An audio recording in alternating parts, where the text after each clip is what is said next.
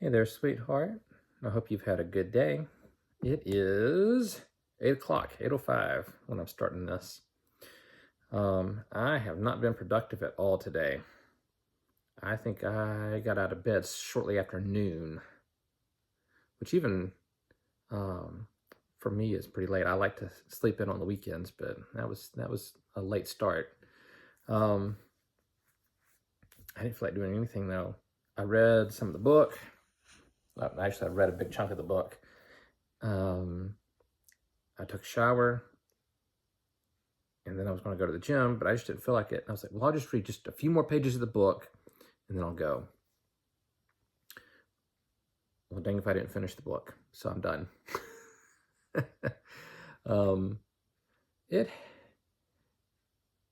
leading up, I mean, the very end, obviously you can't end on the climax. It was really exciting, really interesting, and then of course started teetering off there at the end. But overall, it was a pretty good book. I'm excited to see what you think as you move on a little further. As you read a little more, I'll be curious to hear your opinions and talk through it with you. Do you remember my friend Kyle, the guy at the gym with the mustache and the missing tooth? While I was in the shower, all of a sudden he just got strong in my mind. I was like, I need to text him and see how he's doing. And by the time I got out of the shower, I was like, no, I'm not going to text him because I'm going to see him at the gym. I haven't seen this dude in months. But I felt God putting that on my heart, like, need to check in with him. But I want to see him at the gym. You know, I was planning on going shortly after the gym. And I was like, I'm going to get there around 2. And I was reading the book, but really I was reading the book because I didn't feel like doing anything. I just wanted to lay down. So I got to the gym, let's see, it's 8 now. I've only been home for a little bit. I probably got to the gym shortly after 6. Guess who was in there? And I just walked straight up to him. I said, I expected to see you here today. And I told him. And I said, what's funny is, I was going to be here around 2. I said, but I was just so tired, I just couldn't make it. And he goes, what's interesting is, I was planning to come around 2, but was busy and got tired and took a nap instead. And so I'm just now getting here. I was like, how about that? But we did talk a fair amount, and he's been allowing himself to get pulled away from what I would call good Christian morals. He's allowing girls to get him distracted and pulled away. So we talked through that some, and I'm hopeful that he's going to straighten his path a little bit. But he asked about you and was excited to hear that we're doing well and all that. But anyway, I thought, we have not done one of our fairy tale books in quite a while. Of course, I also haven't read from our book, what was it? A Farewell to Arms. I haven't read that either. I am slacking big time. So I want to do a fairy tale. Hopefully it's not too terribly long. And maybe tomorrow or sometime soon I'll do another chapter of A Farewell to Arms, because we keep letting that go, we're going to forget what's happening in the book. It's already fuzzy in my mind. Anyway, let's see what we got. What's up next? The Enchanted Cave. And we've got, let's see, we're starting on page 32 and it ends on page 41. So it's not short, but we do have 2 decent sized pictures that takes up some room. So that'll help move us through a little faster. I don't know when it comes up. There's the first picture on page 2. It's the full page. So it's the Enchanted Cave. It looks like we're looking at the cave, the mouth of the cave at least. So let's see what we've got. A long, long time ago, Prince, ooh, boy, we're already stopping quick. His name is Cuglas? Cuglas. Cuglas, I guess. So a long time ago, Prince Cuglas, master of the hounds to the high king of Erin, set out from Tara to the chase. As he was leaving the palace, the light mists were drifting away from the hilltops, and the rays of the morning sun were falling aslant on the Grinnin, or sunny bower, of the Princess Island. Glancing towards it, the prince doffed his plumed and jeweled hunting cap, and the princess answered his salute by a wave of her little hand that was as white as a wild rose in the hedges of June, and leaning from her bower, she watched the huntsman until his tossing plumes were hidden by the green waving branches of the woods. The Princess Island was over head and ears in love with Cuglas. That's a little bit different. We say head over heels, but she was over head and ears in love with Cuglas, and Cuglas was over head and ears in love with the Princess Island. And he believed that never was summer morning half as bright or as sweet or as fair as she. The glimpse which he had just caught of her filled his heart with delight and almost put all thought of hunting out of his head, when suddenly the tuneful cries of the hounds, answered by 100 echoes from the groves, broke upon his ear. The dogs had started a dappled deer that bounded away through the forest. The prince, spurring his gallant steed, pushed on in eager pursuit.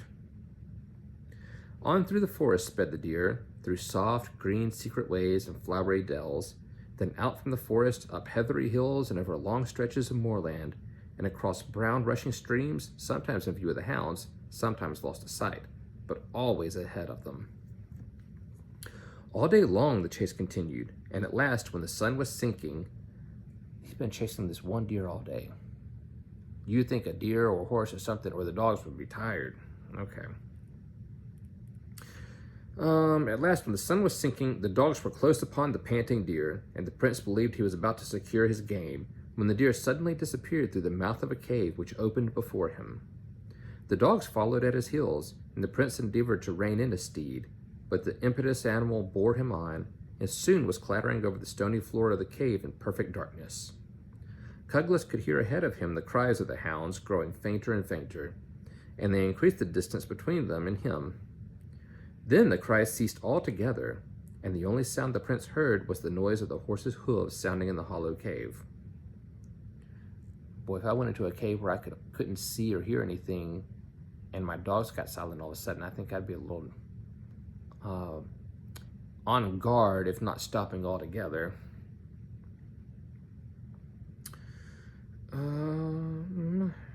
Let's see, then the cry ceased altogether. Once more he endeavored to check his career, but the reins broke in his hands, and in that instant the prince felt the horse had taken a plunge into a gulf and was sinking down and down as a stone cast from the summit of a cliff sinks down to the sea.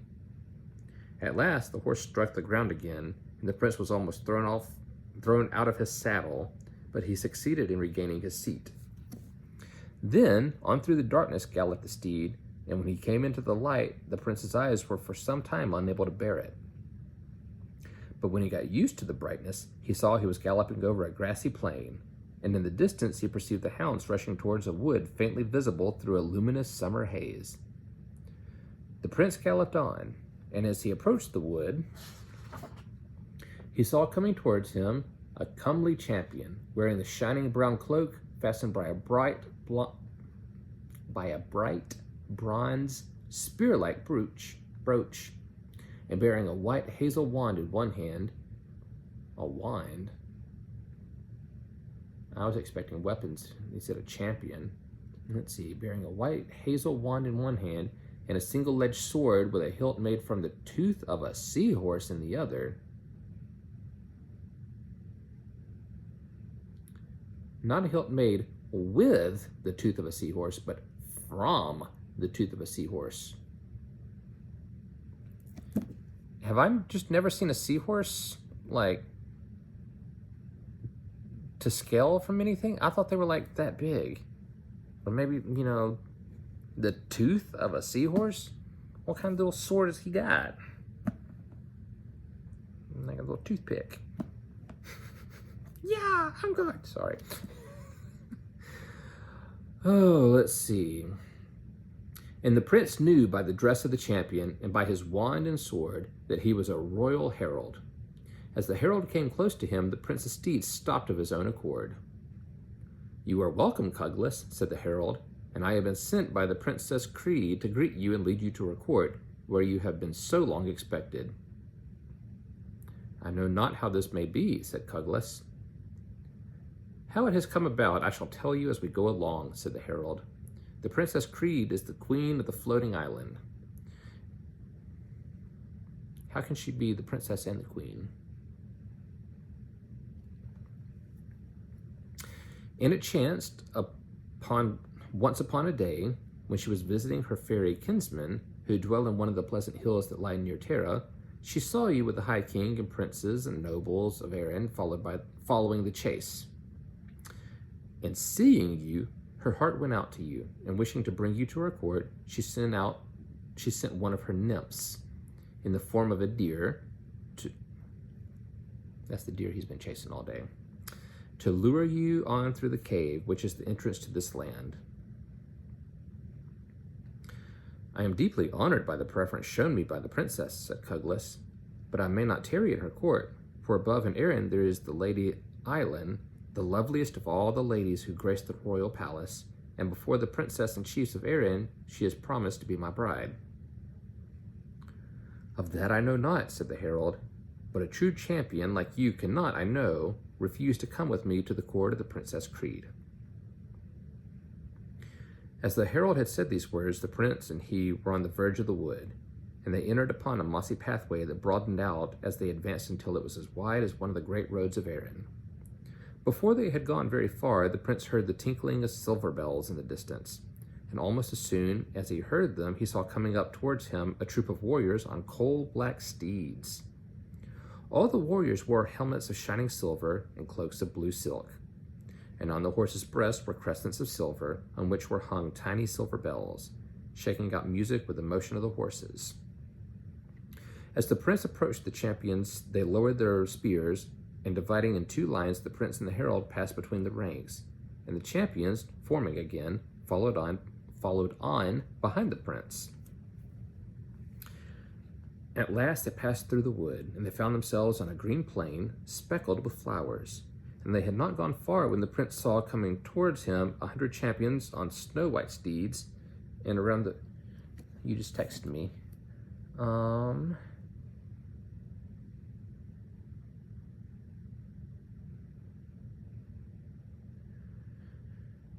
I did finish the book.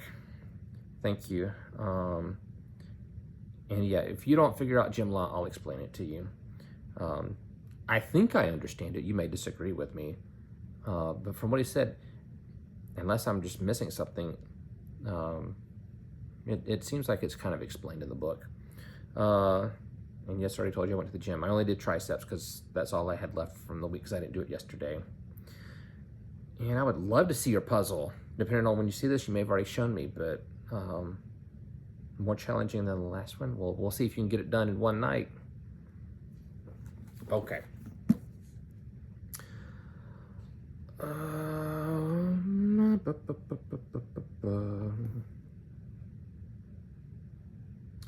don't remember exactly where I was. All the warriors wore helmets of shining silver and cloaks of blue silk. I remember that.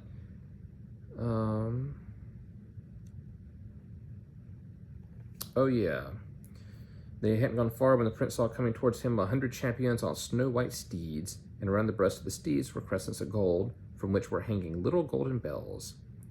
The warriors all wore golden helmets, and the shafts of their shining spears were of gold, and golden sandals were on their feet. That doesn't sound comfortable.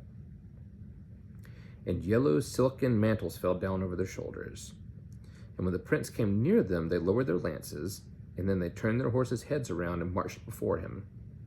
And it was not long until above the pleasant jingle of the bells the prince heard the measured strains of music, and he saw coming towards him a band of harpers dressed in green and gold. And when the harpers had saluted the prince, they marched in front of the cavalcade, playing all the time. And it was not long until they came to a stream that ran like a blue ribbon around the foot of a green hill, on the top of which was a sparkling palace. I wonder what they made the palace out of if it's sparkling. Of course, I'm also wondering how tall these people are, because they made a sword with a hilt, the hilt made from the tooth of a seahorse. This Princess Creed was visiting her fairy kinsman.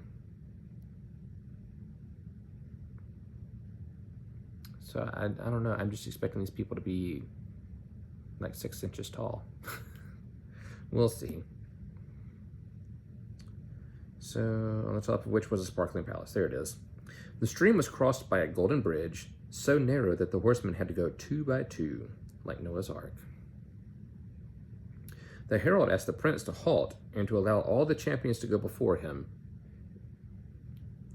They went and lured in a prince, not even of his own will, like he got tricked to come. They're like, but you have to let all of us go first. After we all cross, then you can go.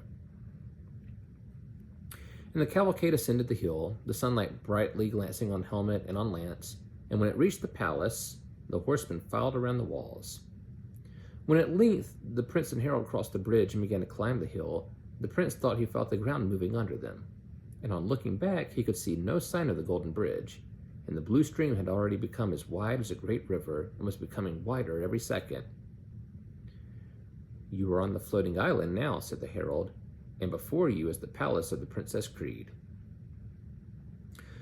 At that moment, the queen came out through the palace door, and the prince was so dazzled by her beauty that only for the golden bracelet he wore upon his right arm, under the sleeve of a silken tunic, he might almost have forgotten the Princess Island. Man, he must not have anything special with her if he just sees one beautiful girl and is like, that's all I need. This bracelet was made by the dwarves who dwell in the heart of the Scandinavian mountains, and was sent with other costly presents by the king of Scandinavia to the king of Erin. And he gave it to the princess, and it was the virtue of this bracelet that whoever was wearing it could not forget the person who gave it to him, and it could never be loosened from the arm by any art or magic spell. But if the wearer, even for a single moment, liked anyone better than the person who gave it to him, that very moment the bracelet fell off from the arm and could never again be fastened on. And when the princess promised her hand in marriage to the Prince Cugless, she closed the bracelet on his arm. Well, I guess that's supposed to sound romantic, but it also kind of sounds like, this way I'll know if you ever like anyone better than me. The fairy queen knew nothing about the bracelet, and she hoped that before the prince was... I stressed a word wrong somewhere. She knew nothing about the bracelet, and she hoped that before the prince was long in the floating island, he would forget all about the princess. So she knows about the princess. She doesn't care. She's trying to get him for herself. It's like, screw her. Come be with me. Dirty. I tricked you here, and I knew about your fiance, I guess. Wow, okay. The prince was long in the floating. We forget all about his princess. "You are welcome, Cugless," said the queen as she held out her hand, and Cugless, having thanked her for her welcome, they entered the palace together. "You must be weary after your long journey," said the queen. "My page will lead you to your apartments, where a bath of the cool blue waters of the lake have been made ready for you. And when you have taken your bath, the pages will lead you to the banquet hall where the feast is spread." I don't know about you, but I wouldn't want a cool bath. That does not sound nice at all. I want a nice hot bath. At the feast, the prince was seated beside the queen, and she talked to him of all the pleasures that were in store for him in fairyland, where pain and sickness and sorrow and old age are unknown, and where every rosy hour that flies is brighter than the one that has fled before it. And when the feast was ended, the queen opened the dance with the prince, and it was not until the moon was high above the floating island that the prince retired to rest. So they are fairies, and everything's magic and nice and rosy and sunshine and rainbows, and nobody ever gets sick or hurt. He was so tired after his journey and the dancing that he fell into a sound sleep. When he awoke the next morning, the sun was shining brightly, and he heard outside the palace the jingle of bells and the music of baying hounds, and his heart was stirred by memories of the many pleasant days on which he had led the chase over the plains and through the green woods of Tara. He looked out through the window, and he saw all the fairy champions mounted on their steeds ready for the chase, and at their head the fairy queen. Oh, the queen's going on the chase. Look at that. All right. And at that moment the pages came to say the queen wished to know if he would join them, and the prince went out and found his steed ready, saddled, and bridled, and they spent the day hunting in the forest that stretched away for miles behind the palace, and the night in feasting and dancing. When the prince awoke the following morning, he was summoned by the pages to the presence of the queen. The prince found the queen on the lawn outside the palace, surrounded by her court. I guess that's the queen ready for the chase. There she is. "We shall go on the lake today, Cuglas," said the queen, and taking his arm, she led him along the water's edge, all the courtiers following. When she was close to the water, she waved her wand, and in a second 1,000 boats, shining like glass, shot up from beneath the lake and set their bows against the bank. Obviously, this was written well before J.K. Rowling was ever born. But being a millennial, if someone waves a wand and a bunch of boats shoot up from the lake, I'm thinking about when Harry and Dumbledore went looking for the what do you call it? A fancy cup. What is it called? You know what I'm talking about. When they had to cross the lake and the dead bodies were trying to grab them and yank them down. I'm not getting on those boats. I don't care who waved the wand, how nice the lake looks. I'm not going to cross. All right, let's see here. They set their bells against the bank. The queen and Cuglas stepped into one, and when they were seated, 2 fairy harpers took their places in the prow. All the other boats were soon thronged by fairies, and then the queen waved her wand again, and an awning of purple silk rose over the boat, and silken awnings of various colors over the others, and the royal boat moved off from the bank, followed by all the rest. And in every boat sat a harper with a golden harp, and when the queen waved her wand for the 3rd time, the harper struck the trembling chords, and to the sound of the delightful music, the boats glided over the sunlit lake. And on they went until they approached the mouth of a gentle river sliding down between banks clad with trees.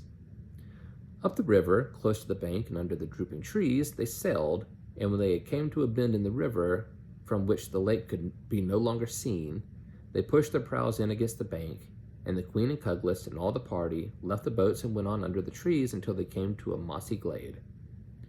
Then the queen waved her wand, and silken couches were spread under the trees, and she and Cuglas sat on one apart from the others, and the courtiers took their places in proper order. And the queen waved her wand again, and wind shook the trees above them, and the most luscious fruit that was ever tasted fell down into their hands. And when the feast was over, there was dancing in the glades to the music of the harps, and when they were tired dancing, they set out for the boats. And the moon was rising above the trees as they sailed away over the lake, and it was not long until they reached the bank below the fairy palace. I just read a whole paragraph that did not have a period. It was just commas.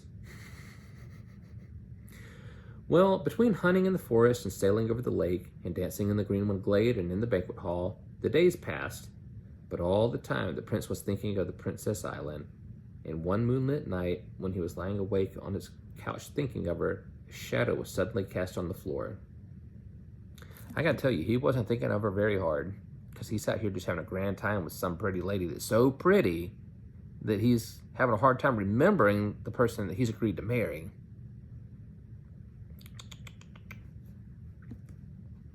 But there's a shadow. What's the shadow?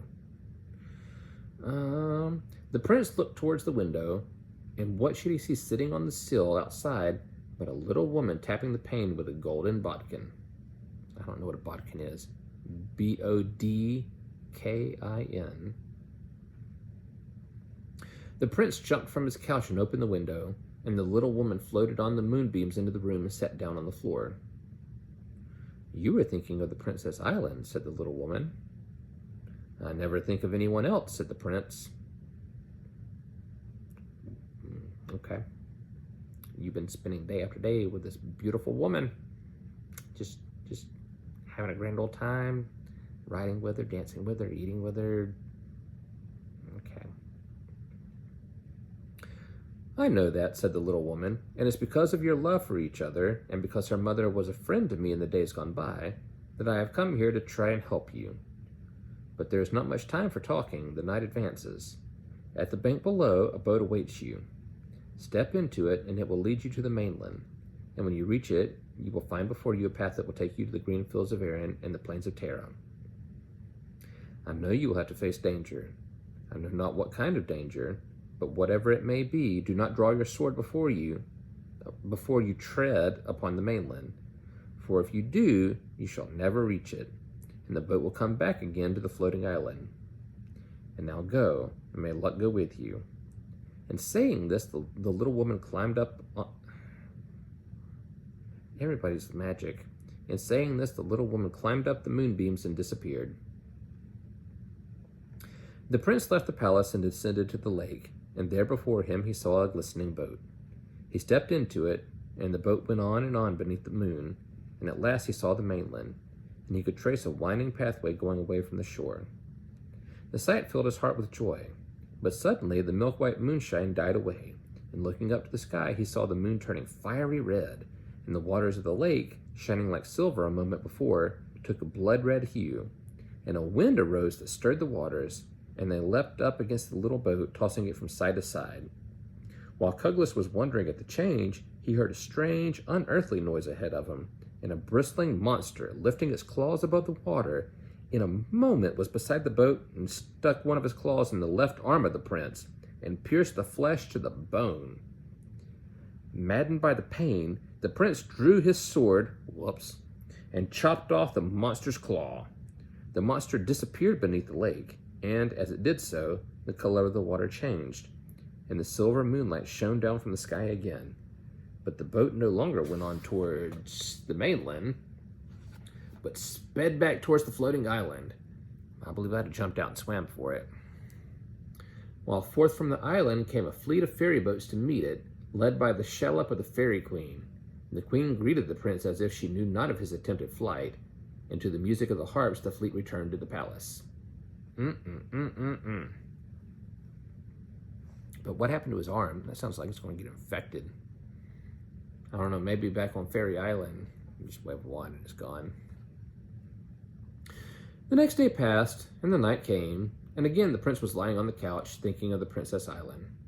And again he saw the shadow on the floor and heard the tapping against the window. And when he opened it, the little woman slid into the room.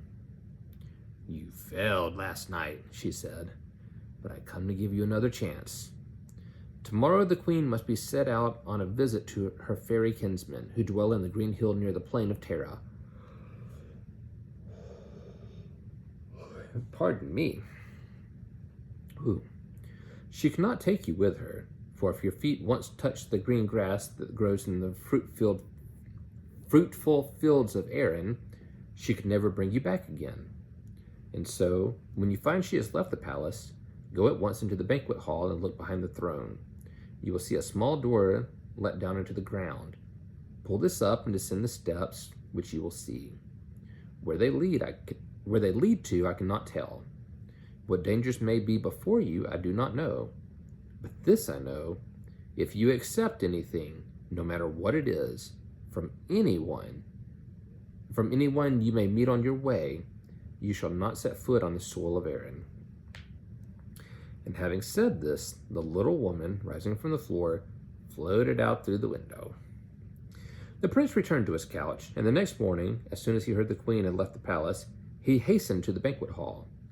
He discovered the door and descended the steps, and he found himself in a gloomy and lonesome valley. Jagged mountains, black as night, rose on either side, and huge rocks seemed ready to topple down upon him at every step. Through broken clouds, a watery moon shed a faint, fitful light that came and went as the clouds, driven by a moaning wind, passed over the valley. I'm just curious. If he just told the queen, "Hey, I want to go home. Would she not let him go? Like, at no point has at least the story hasn't recorded that at any point she's told him, you can't leave. He's just taking advantage of all the hospitality and feast and dancing and whatever, and then trying to escape without telling her bye. Could he just say, hey, I want to go home, can you send me home?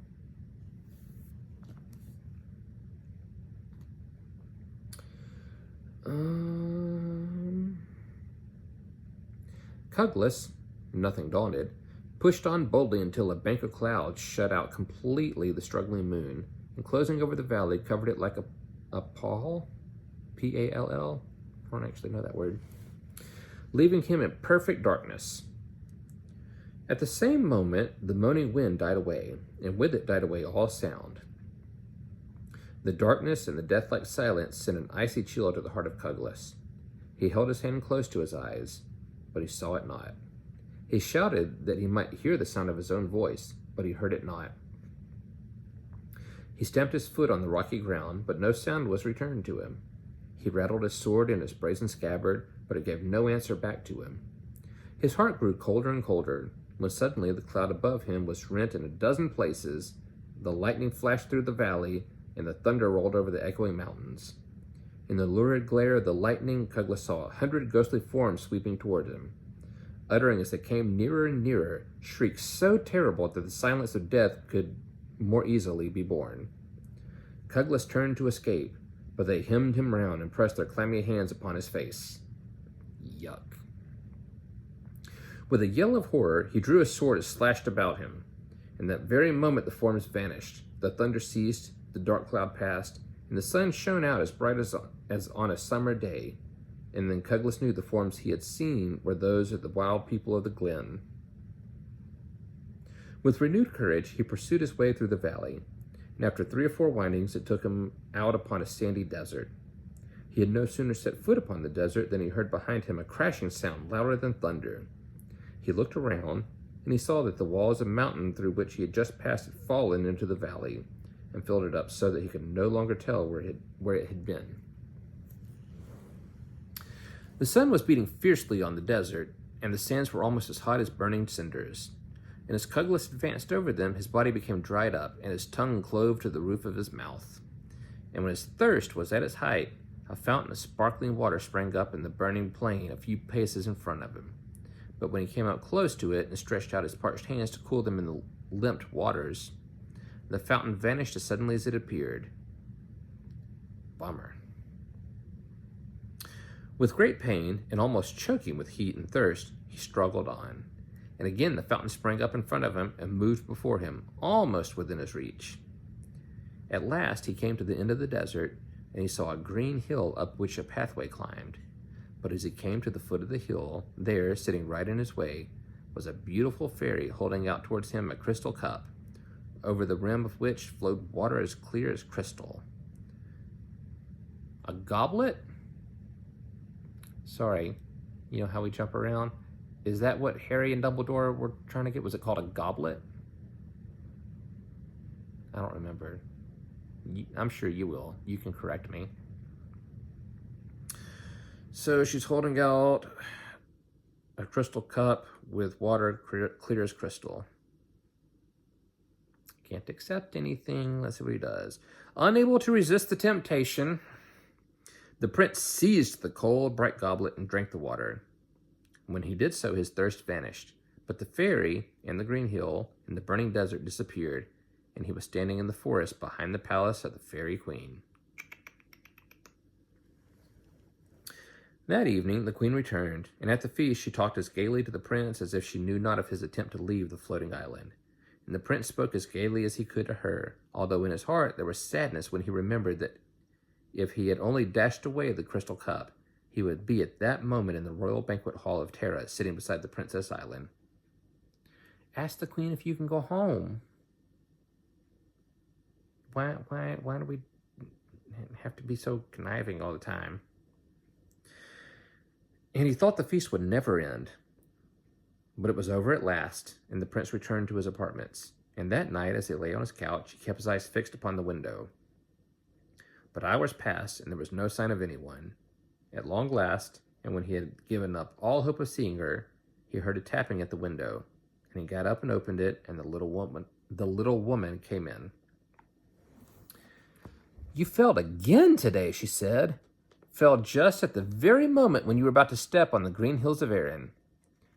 I can give you only one chance more. It will be your last."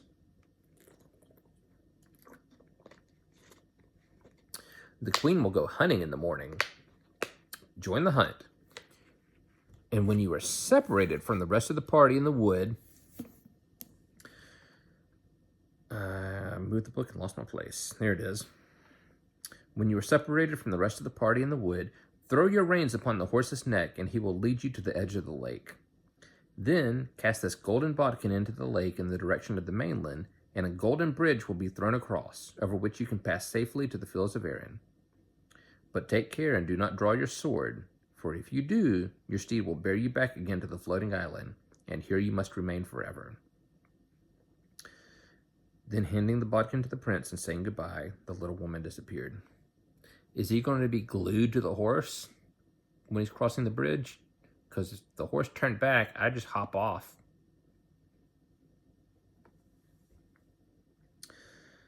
Okay, the next morning, the queen and the prince and all the court went out to hunt, and a fleet white deer started out before them, and the royal party pressed after him in pursuit. The prince's steed outstripped the others, and when he was alone, the prince flung the reins upon his horse's neck, and before long he came to the edge of the lake. Then the prince cast the bodkin on into the water, and a golden bridge was thrown across to the mainland, and the horse galloped on to it. And when the prince was more than halfway, he saw riding towards him a champion wearing a silver helmet, and carrying on his left arm a silver shield, and holding in his right hand a gleaming sword. So we're about to ride towards each other and have a little attack, except you can't draw your sword. As he came nearer, he struck his shield with a sword and challenged the prince to battle. The prince's sword almost leapt out of its scabbard at the martial sound, and, like a true knight of Terra, he dashed against his foe, and swinging his sword above his head, with one blow he clove the silver helmet. And the strange warrior reeled from his horse and fell upon the golden bridge. The prince, content with this achievement, spurred his horse to pass the fallen champion, but the horse refused to stir, and the bridge broke in two. Oh, now that I didn't see coming. The bridge broke in two almost at his feet,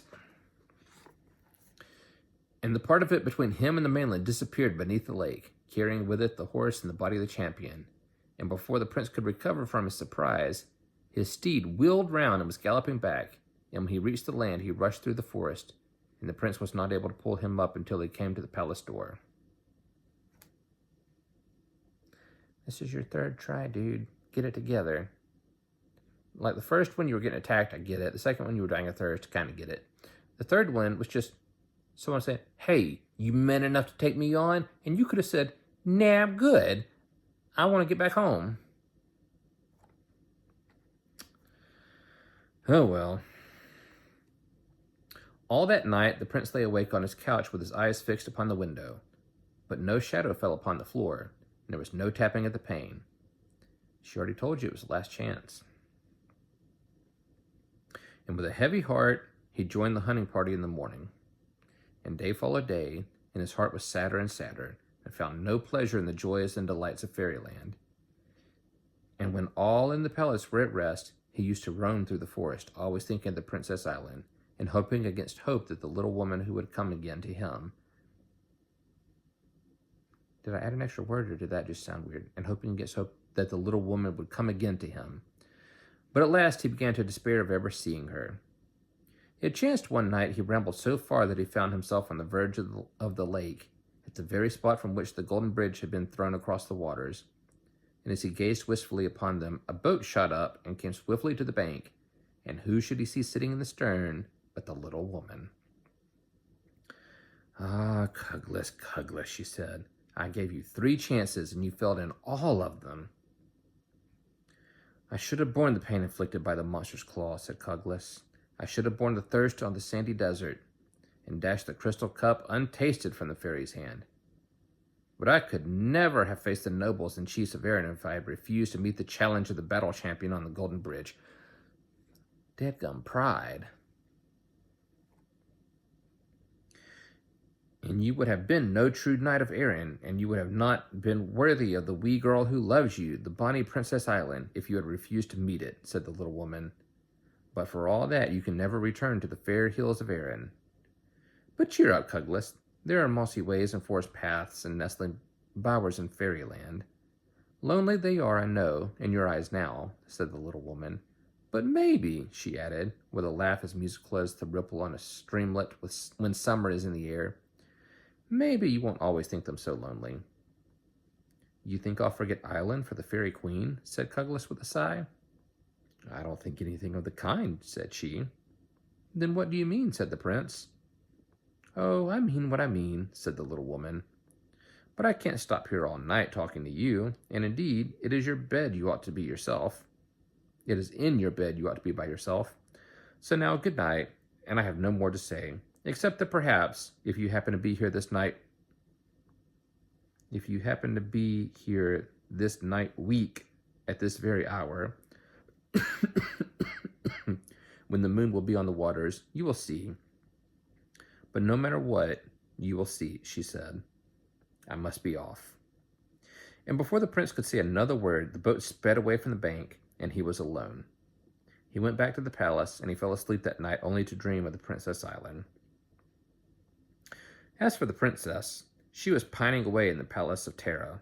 The color had fled from her cheeks, and her eyes, which had once been so bright they could have lightened darkness like a star, lost nearly all their luster, and the king's leeches could do nothing for her, and at last they gave up all hope, and the king and queen of Erin and the ladies of the court watched her couched by night and by day sadly waiting for her last hour. At length one day, when the sun was shining brightly over Terra's plain, and its light, softened by the intervening curtains, was falling in the sick chamber, the royal watchers noticed a sweet change coming over the face of the princess. The bloom of love and youth were flushing on her cheeks, and from her eyes shone out the old, soft, tender light, and they began to hope she was about to be restored to them, when suddenly the room was in darkness, as if the night had swept across the sky and blotted out the sun. I'm wondering where this is going, because we're on the last page. Then they heard the sound of fairy music, and over the couch where the princess lay, they beheld a gleam of golden light, but only for a moment, and again there was perfect darkness, and the fairy music ceased. Then, as suddenly as it came, the darkness vanished. The softened sunlight once more filled the chamber and rested upon the couch.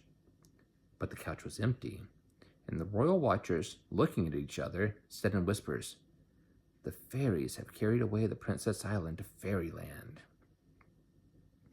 Well, that very day, the prince roamed by himself through the forest, counting the hours until the day would fade into the sky and the moon would come climbing up. And at last, when it was shining full above the waters, he went down to the verge of the lake, and he looked out over the gleaming surface, watching for the vision promised by the little woman. But he could see nothing, and was about to turn away when he heard the faint sound of fairy music. He listened, and the sound came nearer and clearer, and away in the distance, like drops of glistening water breaking the level of the lake, he saw a fleet of fairy boats, and he thought it was the fairy queen sailing in the moonlight. And it was the fairy queen, and soon he was able to recognize the royal shallop leading the others. And as it came close to the bank, he saw the little woman sitting in the prow between the little harpers. And at the stern was the fairy queen, and by her side, the lady of his heart, the Princess Island. In a second, the boat was against the bank, and the princess in his arms, and he kissed her again and again. "And have you never a kiss for me?" said the little woman, tapping his hand with the little gold bodkin. "A kiss in a dozen," said Cuglas, as he caught the little fairy up in his arms.